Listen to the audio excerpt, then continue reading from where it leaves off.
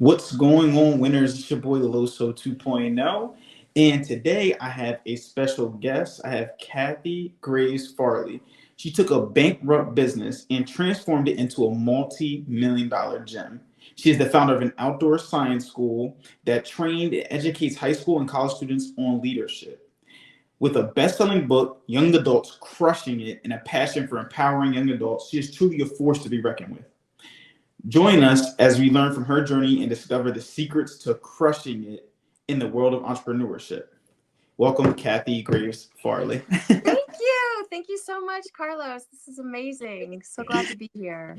No, absolutely. I'm excited to have you on here, being as though we talk about pretty much similar things. Um, so first, I just want to start by saying I was just looking at. So you're from California, correct? Mm-hmm. Yes. Okay, cool. How was it just growing up over there in California? Um, California is exactly as they describe. It's beautiful up and down the coast, anywhere you go. Life in California is expensive, yes, but you get to do skiing in one day and run down the mountain and go do surfing in the afternoon. It's a crazy combo, but it's all good. It's a great Yeah. place to grow up. Yeah, my sister, she lived over there too as well. I'm not sure which part, so I don't know much about that, but I did hear that it was very expensive, as you said. Yeah, yeah, no lie. No, I live in the Southern California mountains now. I grew up at the water. And it's just very peaceful here. And actually, that's where I opened up my outdoor science school. So I was able to hike kids from the Mhm. inner city, and they would come up here and hike our mountains. And it was amazing for them. Oh wow, okay, Yeah. all right. Get in tune with nature. You went to Palos Verde High School. Now I could just say this. I was actually surprised when I seen the year that you graduated. I was like, wow, you look like you were like 30 something. That's what I thought. But because that was before, like probably like a decade before I was born. But Oh, you're so funny. I love I was, you. Thank you. no, is there like some type of anti-aging thing that you're using that's coming together with that, or you just great doctor? You're so awesome. Thank you so much. That's always well received. I accept. No, that's great. That's crazy. I've never been there. And you went to Cuesta College. And what did you study there? In San Luis Obispo, I studied criminal justice. I was actually wanting to be a sheriff or a police officer and work in the gang unit. Mm, And then I had worked, when I went to college, I went and worked for a private investigation firm and loved it. And then I ended up getting married and moving up to the mountain, and everything changed. It was no longer a viable option. And so that is kind of what started my whole story into leadership and the transformational journey of how it works. okay. All right. Cool, cool, cool. So that's what made you go into the Destination Success LLC? Yes.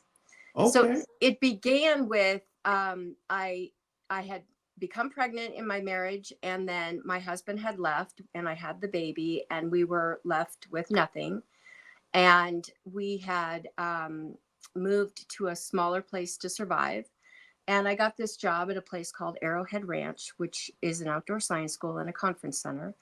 And I learned everything I could there. I became the director of marketing. I learned the accounting. I learned the kitchen. I learned the cabin leading and the naturalisting, which is Mhm.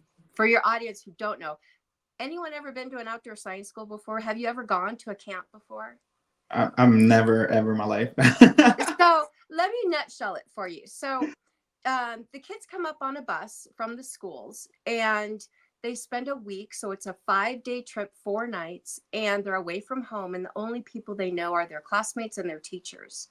Mm, So our company would recruit and hire and train college graduates who had a degree, and our high school or high school graduates, locally as well as from all over Southern Cal. mm, And they would do the teaching of these fifth and sixth graders in outdoor science. mm. Okay. So that's kind of how the science can work. And then you said, so you learned by kind of just jumping around, figuring out Hmm. everything. about the whole business, and then that's when you started your Destination LLC. Okay, all right, cool, cool, cool. So now that we are kind of talking about, some things about leadership too as well, I kind of wanted your opinion on, because I know, see, I'm in a position of leadership even right now at my position too as well, and we call it like putting out fires, right? So like every Oh, yeah. so like what is in your opinion and your, well, I want to say your experience with putting out fires, what are some experiences that you have, and what is your best advice for them too as well? So, after the 5 years that I had worked there, the owners decided to sell. Hmm. And this is my best example of fires. I came into a company to buy it and it was nearly bankrupt. Hmm. And when things happen, people react. So, as a leader, when we step into that role, our job is not hurting cats, but bringing them into solution as quickly as possible. Hmm. And a rule of thumb for me has always been you don't wait for the right moment, you make the moment right. So Okay. for them, it translates into whatever is going on right now, whether it's a kid just fell and broke his arm, or a staff member, two staff members have called in sick, and we don't have coverage for a group of kids. You create in your own self a way to form solutions, and you bring your team in. Hmm. And part of, from my experience, part of being a great leader is having a team of people who feel trusted and relied upon. Hmm. And when they have that sensation about them, it enhances their self-esteem, their self-worth, and they recognize in themselves what you see in them. Hmm. And that's truly how you put out fires. There are many other ways, but that's just one example of keeping in mind that no matter what is happening, there's always a solution, and just keep it together. Yeah, I love the idea that you were saying bringing your team in. See, I'm big Yeah. on people first. Like I think a business runs off of people, sales, and operations, but people always come first. So I'm big on like culture and stuff like that. Yes. I'm just huge on cultures training. Like some people, and I was gonna ask your opinion on this. Some people have an idea of like, all right, micromanaging Hmm. all their team all the time. Now, do you feel like there are certain times where you should micromanage, or what are your thoughts on micromanagement too as well? Yes. There's a balance for Hmm. everything. There's a balance. You don't get to be successful if you are macro or micro. There's got to be a little in between. I would generally micromanage for the ones that I was having issues with. For Hmm. example, um, I had a couple naturalists on the trail. So they were like 22, 23, and Hmm. they were bickering. And by Friday, they were just done. They didn't want to talk to each other. But keeping in mind, when you're in this environment, they live in the same housing, they work at the same site. So there is Hmm. no getting away from each other. Yeah. So I sat down with my directors and I said, or they came to me and said, now these two, they want to be split up. Hmm. And I looked at them and I said, no, we're going to put them together again this week. So I brought them in my office and I had them take a look at each other from each other's perspective, and I had them do a role reversal. Hmm. So it was a simple exercise in how to handle their own adversities and their own insecurities. So Hmm. by mirroring each other as the other person, they were able to see, well, you annoy me because when you're talking, you take too many breaks. When in the reality was the person wasn't taking too many breaks, it annoyed the other person because they didn't get to say anything during the teaching. Hmm. So there was no tit for tat. There was no combination working together. So once again, we're back to teamwork. So the structure for the following week was the same, but they were to look at each other through their partner's eyes. Hmm. And something shifted in them that week, and they were able to communicate better, and they bounced off each other. And it was great. I mean, it was just like the storybook ending to what could have been a total blowout. No, absolutely, absolutely. And I feel like when stuff like that happens and the team overcomes it, I feel like Mhm. it grows, makes them stronger in the end. Totally. Yes. every single time. And that was even something I was told once I got into a position of leadership. They were telling me the leaders that start off with the most fires and they get through it, they come out like stronger than ever because they're used to it. They already understand how to handle it. Um, That's a great point. I would teach, and I teach today on failure, and I mhm, teach how to walk through failure. mhm, And I teach exactly what you just said. When there are fires and there's drama and there's chaos, the more the merrier. Because mhm. from each experience, you're picking and pulling lessons along the way, and you're learning how to be wiser in solution, which is a caveat for success. Absolutely, absolutely. That's why I love sales jobs so much. That's Really? just love it. It's like, dang, yep. How many times can you get rejected before you just become like immune to it? Like, okay, that's Yeah. fine. Yep. I hear you. No, absolutely. So, is the leadership and stuff like that? Let's kind of start talking about your book, crushing it, right? With Hmm. the K. I love that. Yeah. Um, what is that? The leadership and putting out the chaos, putting out the fires. Are these some of the main points that the book highlights, or like can you talk a little bit about the book? Sure. I just happen to have a copy right here. I love it. So I'm Kathy with a K, so it had to be crushing it with a K. Yeah. Um, so the book was inspired by my staff. Mhm, And to this day, and now I did it for 26 years, and to this day, those people I hold near and dear, we still stay in touch. The mhm, book is about change leadership. When everything around you is changing, your business has to rise to the occasion.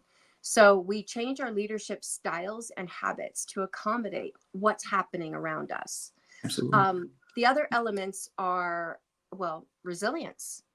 You don't get to be a great leader if you don't learn how to be resilient, that not everything is about us. Sometimes things have to fall apart in order to rebuild them. And there's nothing wrong with that.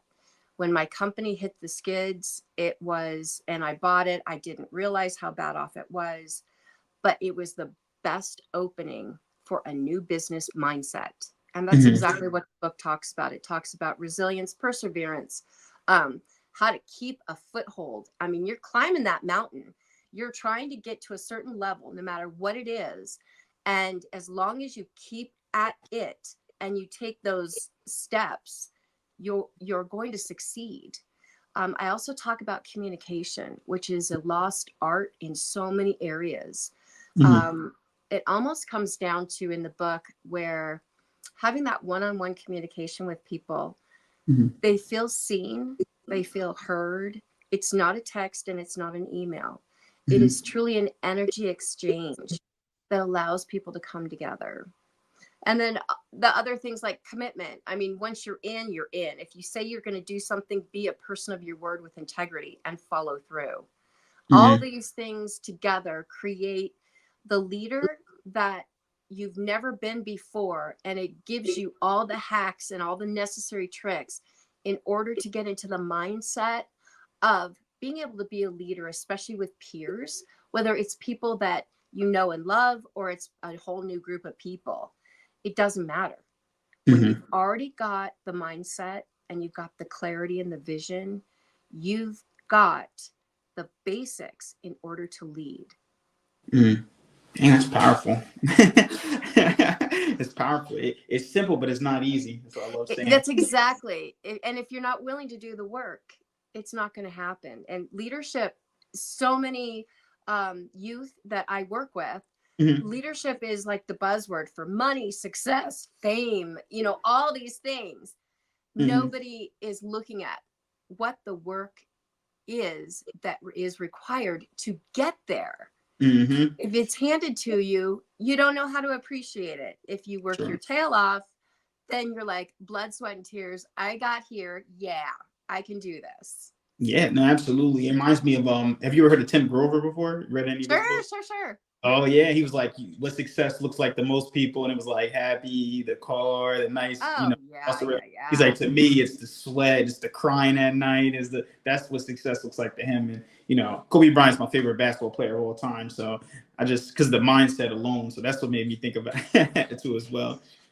I agree with you. I totally agree with you. It was Benjamin Franklin. Success is usually overlooked because it's dressed in overalls and Mhm. looks like sweaty work, Yeah. something like that. And it's true. It is. No, it definitely is too as well. I know you were talking about so the company that you bought out. I kind of wanted to talk because I never had someone yet on my podcast talk about. I don't know if I should be saying it out loud, but talk about purchasing a company. And I just wanted to know what was the process like that for you buying a company? Was that like surreal? Is this the only company you bought before? Like, how does that even work? Okay, I'm going to tell you and your listeners, I felt like a little kid. I I had not gone to business school. I didn't know diddly squat about owning a company. What I did know was after 5 years of doing this job and raising my son as a single mom, it was my path was already lit for me. It was like follow each step. So here's what went down. The owners were burned out. They Mhm. had lost the property that we had run the camp on, so we were leasing properties. And they said, "Do you want it?" And I said, "Yes." And I had, again, zero money. And being a woman, thank God, small business loan, I was able to get some money and I bought the property, or I bought the contracts for the business. So Mhm. here's what it looks like. You go in, you negotiate, you come to a place, and with a corporation, we had to have a board meeting. So you've got people that hold you responsible. You Mhm. owe them money if you fail. Mhm. So failure is not an option Mhm. in that respect. It's an Absolutely. option everywhere else. Yeah.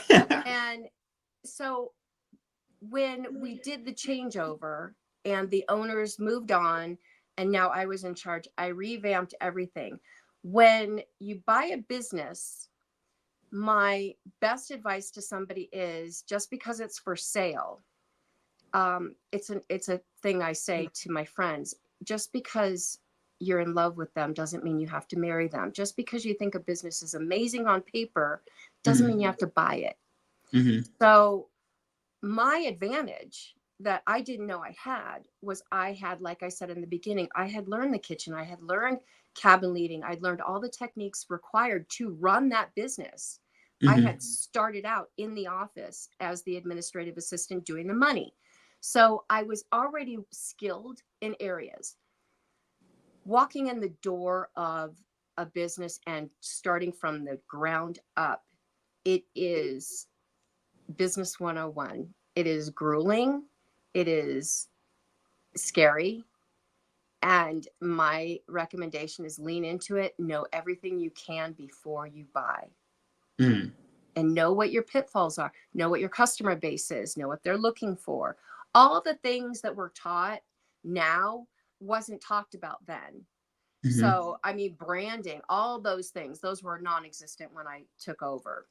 Absolutely. So, it's back to blood, sweat, and tears. It's back to passion, and Mhm. that was what got me through the sleepless nights, was passion for what I was doing. I knew God had placed me in this role and said, "You go, you do this, take care of it."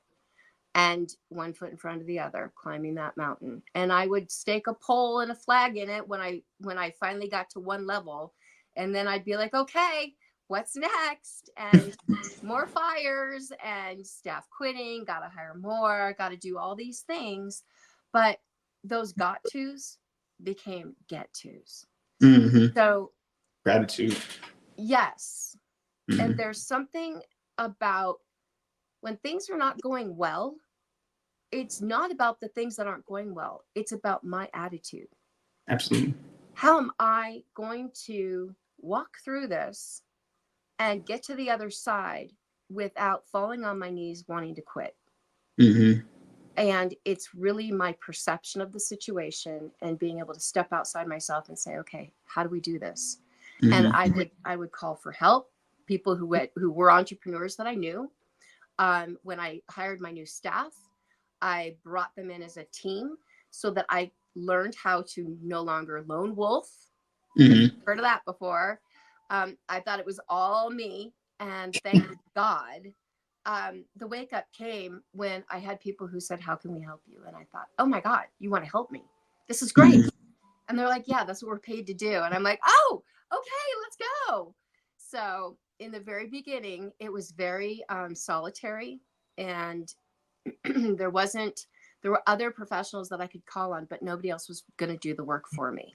Yeah, absolutely. You said a couple of things. One thing, actually, I have a question, but before I get to that question, though, I was thinking about what you said, though, right? And it reminded me of the conversation I had with one of my sales leaders for one of my locations, and I was just telling them like control the controllables.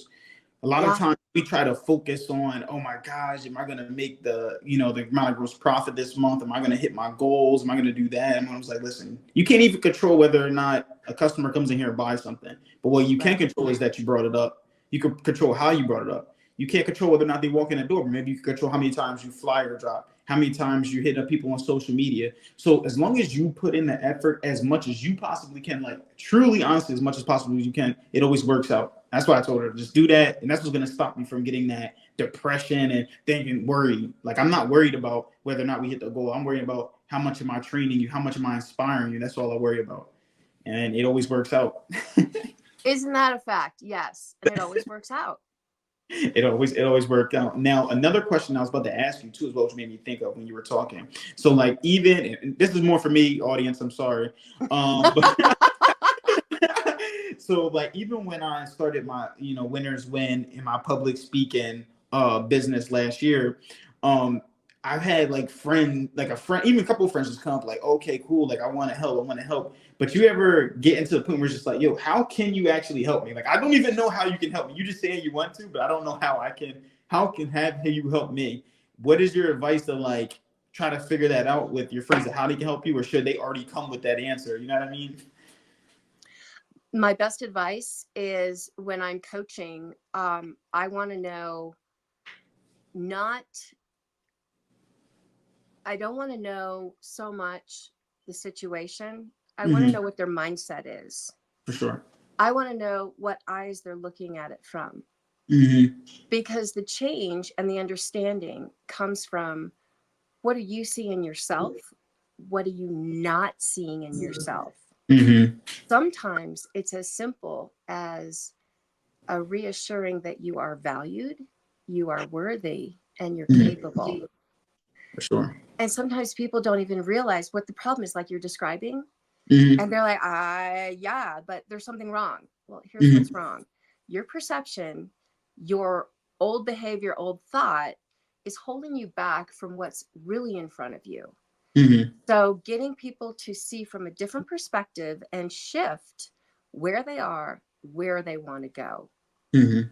and giving them that opportunity, they'll find it. Yeah. Okay. That makes sense. That makes sense. Yeah, 'cause I get it all the time, and I always tell my friends like, so I hang out with the same group of guys for like since we were like in middle school, and they're just like, Yeah, yeah, absolutely. We all like one is like good at making apps, and he's good with technology, and then the other friend he breeds French bulldogs and drives trucks, and then it's just like I'm a public speaker, and I'm like, all right, we all are doing something, but like, let's put something together, like let's figure something out. that's So, great. so you've always been thinking about that too as well. So yeah, that's pretty good. Now I kind of want to go a little bit more into your public speaking, as though you're at TSL too as well. Shout out to them. Uh, Right, right. how was your first time speaking, and how was your experience too as well with the speaker lab? Well, at this juncture, now with the outdoor science school program, I would go down to schools and I would talk to the parents. Mm-hmm. Hard sell. And Mm-hmm. I would explain with a video what their kids are going to be doing and why they should trust me with their Mm-hmm. kids for a week. Mm-hmm. Mm-hmm. So public speaking has always been something that I love. It's near and dear to my heart. Um, and dealing with parents because they're terrified their kids are going away. Oh my gosh. Absolutely. And and when you're able to get them to a point of trust, it's the same thing with like the speaker lab. And my first experience with public speaking was I was at a college connection conference. Mm-hmm. And so my role was I would go up and I'd give a 10-minute reel in person Mm-hmm. about what I talk about, what they walk away with, and how I help and influence their students. Mm-hmm. And that went really well. It was very exciting. And I did the PowerPoint, it was like, oh my God, this is going to be so great. And so I actually got a few colleges who were interested. And then I did another one, and I had 15 colleges want to book me at that one. Mm-hmm. And it's terrifying in the moment, because I think we all do this until we get comfortable. It's the fear of judgment. Mm-hmm. It is the fear, just like being a boss, just like Yeah. being the owner. It's the fear of judgment. It's the fear of, am I good enough? And do I believe in me? Mm-hmm. And once we have crossed that line to say, I am enough, and what I lack, I will find and build on. And with the Speaker Lab, I'm having a blast, because I want to expand my message so that I'm able to hit different areas where it's women students, male students, and then the combined. Mm-hmm. Um, because our life experiences are of so much value to those who've never been there and done that before. Absolutely. And that's what it's all about. That's what public speaking is all about: teaching and training. And that's my dog's tail in the background. Sorry. No, that's all good. That's all good. No, I agree. So the first time I actually been putting out content for since 2020 or 2019. And I was always saying, I'm the greatest motivational speaker ever. I'm the greatest motivational speaker Yes. ever. Like spoke it, and then I actually got a gig to speak at a high school, and I was like, okay, cool, that's fine. I got it, and I didn't know what I was doing. I didn't prepare for it or anything. And it just made me think. Yeah, I did. I was just like, I'm gonna do something. Like it is. I got a book, so we just gonna talk about that. So I just Yeah. and so when I get on stage, like when I went and started speaking to the kids, like the first thing I did was I was like, you know what? Most people are just afraid of like failure or embarrassing themselves. So I just started yelling when I got on stage. I was like, I'm gonna embarrass myself before, so I get it over with now. So I just started just yelling. They're like, what in the world? I'm like, yeah, I mean, look, that's the craziest thing I could do up here. So it just got me more comfortable. But yeah, no, I was just thinking about that experience where you were saying that, like, just we're afraid to be judged, we're afraid to be, make a mistake, and it's like a blockage. And I just was like, I was always the type to, even when I get in the pool, I just jump straight in the water. I don't dip my toe in or nothing like that. So that's kind of how I thought about it as too I as well. love that. I saw your feed on that, and I was very impressed. That that is what we do. And if we can do that up on stage, we can do that in real life. And it Mm-hmm. puts other people at ease. It puts other people in a place of, oh, okay, he's kind of weird just like me. Because everybody is a little bit weird too. So, and I used to tell my staff that we're all a little broken. So get over it. Okay. We're here to heal each other through this process, Mm-hmm. and we're going to grow from it. So, no holds barred. Get in there, get busy, go do it, and Mm-hmm. do it afraid. Do it anyway. So I applaud you for doing that. That matters. Appreciate it. I appreciate it. I appreciate Yeah. it. So you have another book too as well. You have it was Reaching Your Greatness, correct? Yes. Reach Greatness. Okay, cool. And that was a bestseller on Amazon. Yes, it was. Congratulations to that too as well. Now, Thank you. Reach Your Greatness. What does that book speak on? And difference from the Crushing It.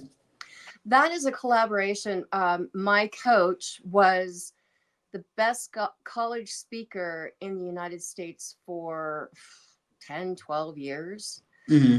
And so that book itself speaks to how to get in to the business of speaking, how Mm-hmm. to and if not in speaking, in whatever business you desire. My focus was my outdoor science school, and then later in life speaking. Mm-hmm. Reach Your Greatness is one more time about the things that great leaders do in order to be successful. Humility being Mm-hmm. key. Mm-hmm. If you're thinking too much about yourself, then there's something wrong. Yeah. You're not thinking about the people that matter, and that's your team. Mm-hmm. You're also reaching your greatness is more than just like we talked about money, property, and prestige. Mm-hmm. It is about the experience of being a leader, capable, functioning, responsible, accountable. and not sloughing off the responsibilities and the duties of leading a team. And Mm. it's admitting your fault and admitting your mistake. That's huge, huge. Yeah. Wow. Whew, you got a lot of good stuff, man. I mean, listen, if y'all not convinced by now that you need to go buy this book, sign your kids up for science camp, I might go to science camp myself. I mean, no, but no, that was definitely a lot of good stuff. Now, if you had to, leave the audience with one last piece of advice when it comes to either leadership or entrepreneurship, what would you say to them? Go with your passion. Stick to it. Don't walk away before the success comes. Keep at it. Keep going no matter what. It's there. It's there. And it's for you to find. And it doesn't have, and here's, I guess, a better piece of advice. It's not going to happen in your time every time. Mm-hmm. Sometimes the best stuff that happens, and this is what happened for me, the best stuff comes from the waiting, the persevering, and the passion to not stop. And then all of a sudden, boom. And I became the most sought after, successful outdoor science school in Southern California. Mm-hmm. We had a waiting list for 2 years. I mean, people wanted their kids there. And that is the result of hands-on motivating and teamwork and leadership. That is actually, see, that reminds me of what Eric Thomas said. He was saying at a certain point, success is about endurance. It's about who can keep going and then who's going to stop. That's Yep. that's really what it's about. So definitely appreciate that. Now, if someone wants to connect with you, whether to be coach, whether purchase a copy of your book, what is the best way for the audience to reach out to you? It's real simple, Kathy at kathyfarley.net. Mm-hmm. Or my phone number is 909-273-3952. And they can get a hold of me and just chit chat, see where they're at. I accept calls no matter what, anytime. I have clients that I coach and we do our hour, but they'll hit me up during the week if something happens. Mm-hmm. I'm here to serve, and I'm here about adding value to your life. My life is amazing. And if I can add value to your life and help you in your journey, then it's gold. I mean, that's what this is all about, is giving back and bringing people up from where I was, just Mm-hmm. food lines and starvation and just terrified of what's next, to stepping into your own power and realizing that you actually have more power than you realize. Absolutely, absolutely. And it's not hard to find her. I found also, I mean, I don't know if that's a good thing or not, but I found all your social medias and everything. Oh, yeah. Amen. So My dog and I running through the woods. yeah. No, but thank you. I know you're very busy, so I appreciate you taking the time out here to hop on the podcast and just leave some amazing value like you did today. Thank you. I Carlos, appreciate it. it's been such a pleasure. Thank you.